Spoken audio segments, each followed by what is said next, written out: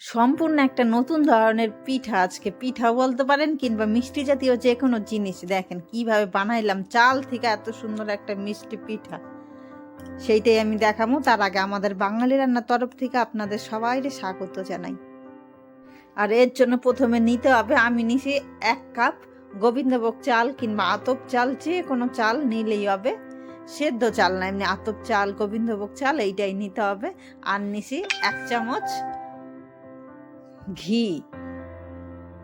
এইটা দিয়ে এবার চালটা ভালো করে ভাজতে নিতে হবে। 1 থেকে 2 মিনিট একটুখানি নাড়াচাড়া করলেই না চালটা পুরোপুরি সাদা হয়ে যাবে গিয়ে।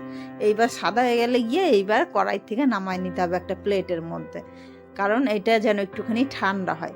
এবার একটুখানি ঠান্ডা হইলে এটা মিক্সির মধ্যে দিয়ে একদম পুরো গুঁড়ো করে নিতে হবে। আর গুঁড়োটা আমি এইভাবেই করছি যেন সুজি থেকেও একটুখানি মিহি হয়, সেই রকমভাবে সুজির মতন যেন দানা দানা না হয়, একটু যেন মিহি হয়, সেইভাবেই গুঁড়োটা কিন্তু করতে হবে। আর ওইভাবেই আমি মিক্সিতে ভালো করে একটুখানি গুঁড়ায় নিয়েছি, একদম পুরোপুরি একদম গুঁড়ায় গেছে গিয়ে। এইরকম আঙুল দিয়ে 2 আঙুল দিয়ে চাপলে যেন একদম বড় বড় দানা দানা না থাকে, যেন একটু মিহি মিহি থাকে, সেই রকম করেই কিন্তু গুঁড়া করে নিয়েছি আমি। আর এইদিকে নিয়ে নিয়েছি একটা কড়াইয়ের মধ্যে এই একটা কড়াই কি সেই আগের কড়াইটাই, এর মধ্যে দিয়ে দিলাম আমি 1 চামচ ঘি। আর এই ঘিটা কিন্তু আমি বাড়িতে বানাইছি, এর জন্য এত সুন্দর গন্ধ না এর। আর এর মধ্যে দিয়ে দিলাম আমি 2 কাপ দুধ, কারণ 1 কাপ চাল নিয়েছি, 2 কাপ দুধও হবে না, 2.5 কাপ দুধ আমি নেব।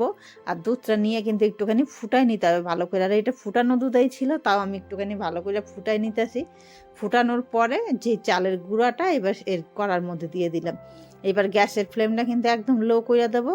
লো কইরা 2 থেকে 3 মিনিট পরে কিন্তু এইরকম সুন্দর একটা ডো হয়ে যাবে গিয়ে পুরো চালের গুঁড়োর, একদম পুরো। যেহেতু ঘি দেওয়া রয়েছে এর জন্য কড়াই থেকে ছাইরাও যাবে।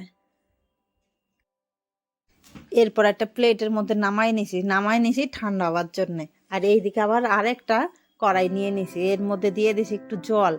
এইবার শীতের দিন যেহেতু একটু পাটালি গুড় দিয়ে না করলে হয়, পাটালি গুড় দিয়ে দিলাম ভাইঙ্গা। এইবার এই পাটালি গুড়টা একটুখানি জাল দিয়ে নি। এটা 3 থেকে 4 মিনিট জাল দিলেই কিন্তু পুরো গুড়গুলা গইলে যাইবে গিয়া। তারপরে 5 থেকে 6 মিনিট মতন জাল দিলেই একটু আঠা আঠা হইলেই তারপরে নামাই নিলেই কিন্তু রেডি আমাদের যে গুড়ের শিরা। সেইটা কেউ চাইলে এটা চিনি দিয়েও করা যায়, চিনির মধ্যে একটুখানি ফুড কালার দিলেই হবে, কিন্তু যেহেতু এটা শীতের দিন তাই আমি একটুখানি পাটালি গুড় দিয়েই করলাম। এরকম সামান্য একটুখানি আঠা আঠা হইলেই কিন্তু হয়ে যাবে গিয়ে।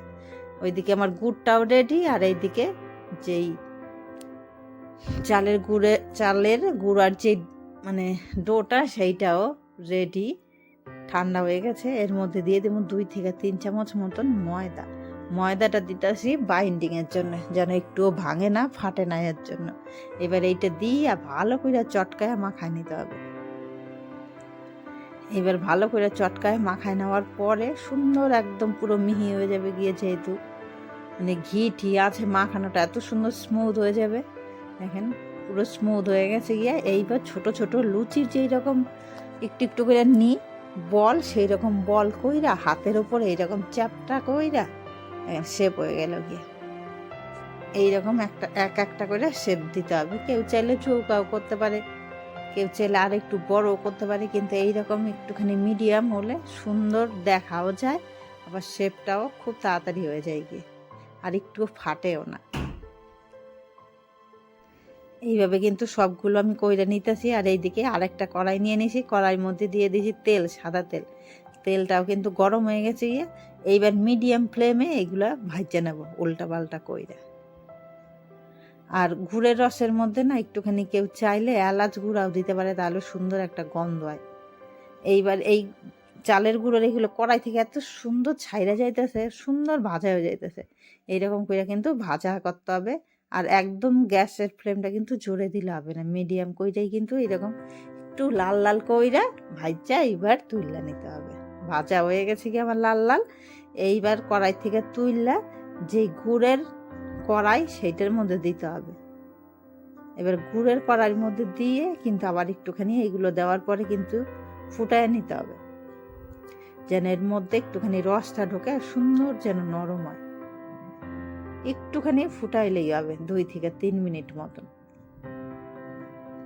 আর এইরকম এক এক করে বাদ বাকি যা আছে সবগুলো আমি ভাজে নিতেছি আর এরকম গুড়ের জলে চুবাই নিতেছি।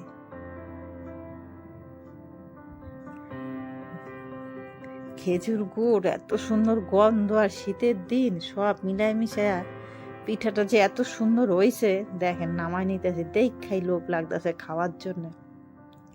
কেমন লাগলো রেসিপিটা সেইটা জানাইবেন। ভালো লাগলে অবশ্যই একটা লাইক আর সাবস্ক্রাইব করেন। আর ভিডিওটা শেষ পর্যন্ত দেখার জন্য অনেক ধন্যবাদ।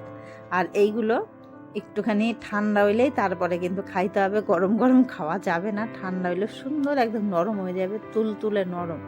আর ওপর দিয়ে দিলাম এইরকম একটু গুড়ের জল, ঝোল যেইটা পাওয়া যায়। এবার একটু চামচ দিয়ে আমি একটু ট্রাই করে দেখি কত সুন্দর হয়েছে। তার আগে দেখেন আমি একটুখানি ঘুরাই দেখাইতেছি কত সুন্দর লাগতেছে দেখতে।